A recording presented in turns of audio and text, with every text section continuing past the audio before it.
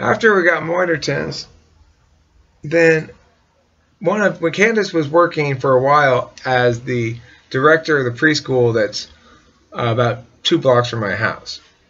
And so one of her parents at that school, one of the parents of the kids at the school, was coming to pick up her kid and had with her in the car this little dog whom she said she had seen running out on the busy street Rosemade, which is over here. And she was concerned that she was going to get hit by a car. So she got the dog in her car, and she didn't know what to do with it. So she said to Candace, I don't know what to do with this dog. What should I do? And Candace was like, well, let me call my boyfriend, because we were boyfriend and girlfriend at the time. And I'm like, well, I don't really want a dog, but yeah, okay, well, we'll keep it until we find the owner. We'll put up signs, you know.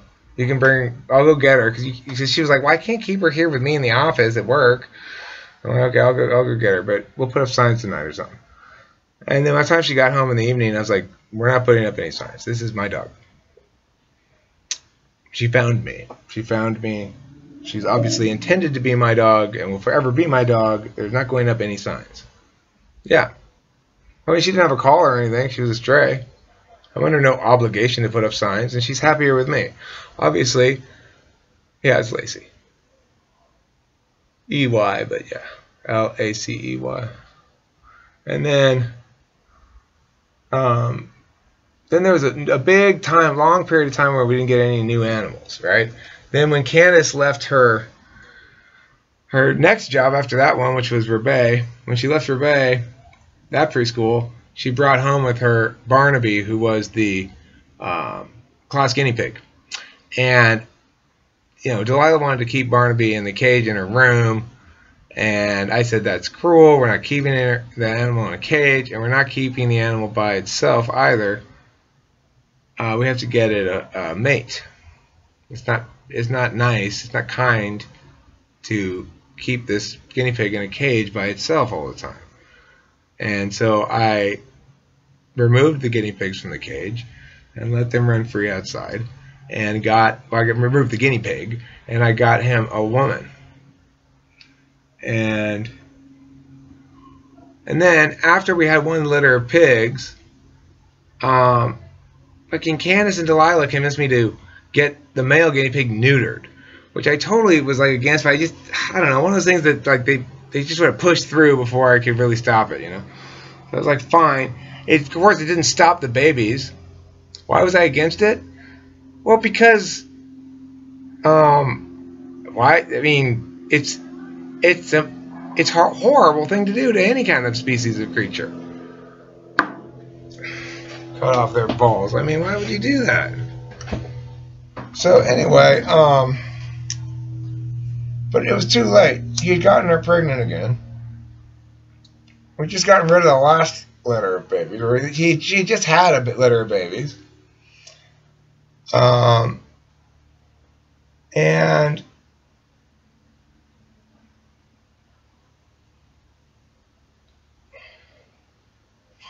then one of her new babies got her pregnant again. You know, it's not better to kill them. I had another option besides neutering the guinea pig and killing it. Yeah, I know. Well, we had these whole letters of like, let him continue to have his balls. It didn't stop the litters of pigs. It just made them all inbred. So we had one litter where we had this special handicapped pig that was born. It died after a few days. I tried to keep it alive. I tried to help it, you know. But anyway, he died. That made me sad when I saw he was dead. Because I was trying to get him to go next to Paul. He like tried to keep up with the mother, but he's all like grotesque and mutated looking. So anyway, he died pretty quick. But she's had now tons of litters of pigs. Paul is actually not the original female we got for Barnaby. In fact, both the original parents are now dead, or gone anyway. Hermione, who was the original mother, I got rid of her in one of my periodic pig purges. Because, see, I'm kind of like Johnny Guinea Pig Seed. as they can't even, they have their litters of pigs. Once they get old enough to fend for themselves, I go and take them to the park or the golf course or the arboretum or someplace like that. Yeah, pig purge. Which just means I get us down to 2 again. Get it down to mom and dad. So, and then they have another litter at some point. And that way I help the community by well, I help the community. They don't have to get eaten. They can man up and run away better. I mean, the thing is, I don't put them by the street. I put them, like I said, I put them in the park near like the lake, where they have water nearby. And I put them. If the coyote eats them, well, you know, why don't you side with the coyote?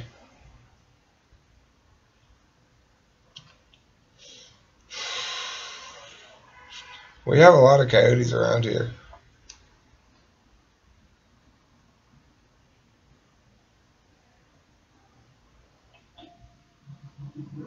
Sounds like you're getting in an elevator.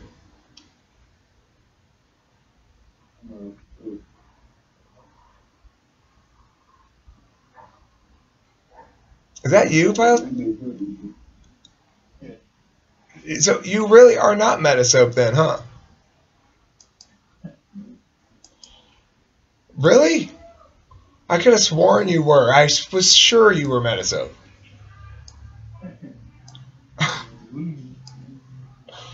Oh, well, it's good to hear your voice, Files, guys. All this whole time, I thought you were not a new person.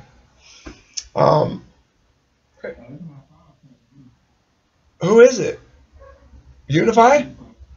Well, how are you talking? I don't see you anywhere on my thing. You're not on my list of attendees. It still should show you here. Huh. Okay. Well, I guess it just doesn't. Huh. Was that you who was getting in the elevator? Unify? Was that what that sound was? Or was that Files, guys?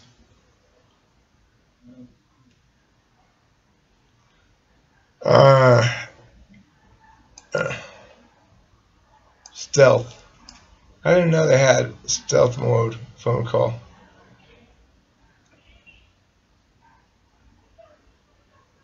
Okay, well, I'm somewhat relieved to know that I wasn't so incredibly wrong about Metasoap being Files, guys.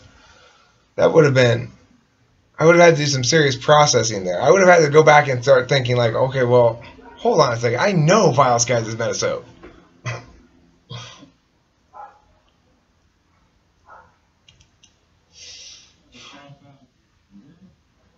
Yeah, Files, guys is a girl. Files, guys is a girl. I'm 99% sure she's Metasoap. I mean, 100% sure she's Metasoap. I'm 99% sure Metasoap's a girl.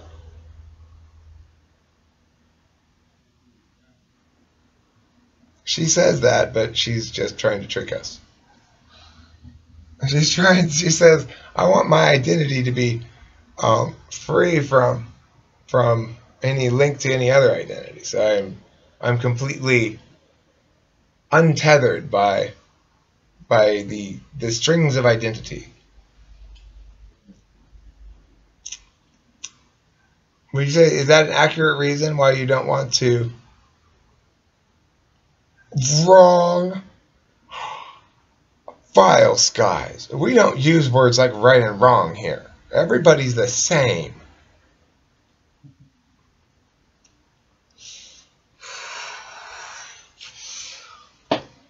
All right. Well, I guess a lot of people have better things to do on Saturday night than we do, apparently. But I'm going to see if I can promote this a little bit more and see if I can get somebody else here on camera.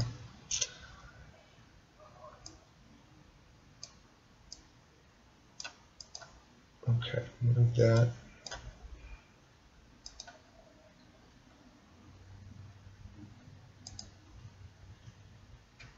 Where can I find this house?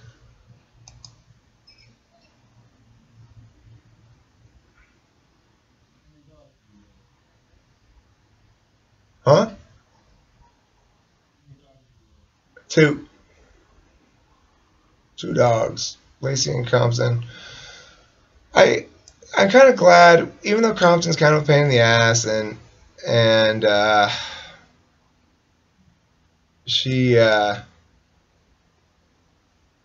needs to get a little bit more accustomed to our ways and just learn to be not so loud and Compton-y. But Lacey is old, you know, so I'm glad that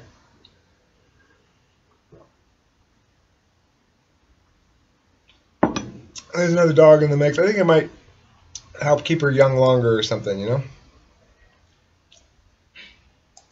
I don't know if dogs actually work that way or not, but in theory. And that concludes an exciting episode of Talking with Famous People, in which host Eric talked to Fileskies and Unify about his pets.